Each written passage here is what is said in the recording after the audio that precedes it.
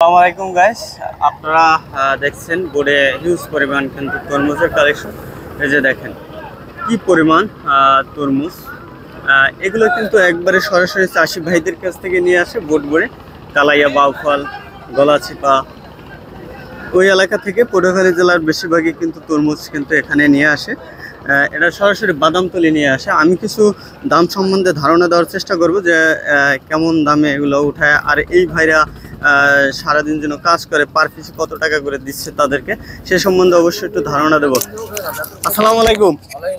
কেমন আছেন ভাই? হ্যাঁ ভাই, ভালো আছি। ভালো আছেন? জি। আচ্ছা, আপনার নাম কি ভাই? আমার নাম মোহাম্মদ নেসার। নেসার ভাই, জি। এই যে তরমুজ উঠাচ্ছেন ভাই গরমের ভিতরে, কেমন অস্থির লাগে না? এই তো আছে, হ্যাঁ মোটামুটি ভালোই। মোটামুটি ভালোই না? আচ্ছা, এই যে সারাদিন কাজ করছেন কিরকম টাকা পাচ্ছেন? এই তো 1000, 1200, 1500 এরকম। এরকম না? হ্যাঁ। আচ্ছা, পার পিস আপনাদেরকে কত টাকা? এই যে এটার দাম পড়ে মানে 80 টাকা পিস। 80 টাকা জি। পিস না? আর আচ্ছা, এটার দাম পড়ে 200 টাকা। 200 টাকা না? জি। আর আর একদম ছোট একটা আছে 50 টাকা। 50 টাকা পিস পড়ে। এগুলো কোথা থেকে নিয়ে আসে ভাই? রাঙ্গামালি ভোলা। রাঙ্গাবালি ভোলা থেকে নিয়ে আসে না? হ্যাঁ। আচ্ছা আচ্ছা, এই যে এই বোর্ডে কত হাজার তরমুজ আছে এখানে? এই মানে 7000। 9000 এর মতো না? 7000 9000 মতো। এটা কি আজকে সারাদিন উড়ে ফেলাইবেন? হ্যাঁ, বেচাকেনি হলে উঠে এলাম। তাই না? আচ্ছা আচ্ছা, তাহলে আপনাদের মনে করেন দেখা যায় পার পিসে কত টাকা পাবেন আপনারা? আমরা 3.5 টাকা পাই। 3.5 টাকা পান না? আচ্ছা, এভারেজে তাহলে দেয় 1000 1500 টাকা হয় দৈনিক না? জি। আসলে বিশেষ করে প্রতিদিন আবার কাজ থাকেও না, তাই না?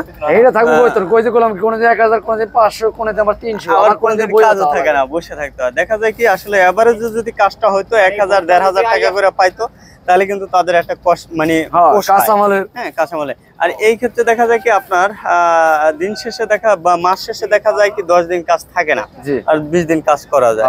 তাহলে মোটামুটি ওইভাবে কিন্তু ওই এভারেজ এভারেজ 600-700 করে। 600-700 করে, তাহলে দেখা যায় ওই 600-700 টাকা এই বাজারে কিন্তু আসলে কিছু না।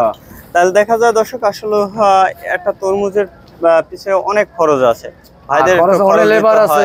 হ্যাঁ, লেবার খরচ দিতে হয়, গাড়ির তারপরে খরচ। কিন্তু গাড়ির খরচ দিতে হয়, তারপরে আড়তদারি। আড়তদারি খরচ দিতে হয়, তারপরে কিন্তু একটা তরমুজ বিক্রি করা হয়।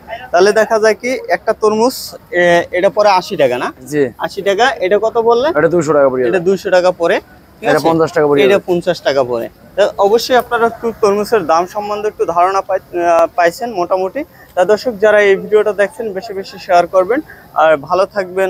আসসালামু আলাইকুম।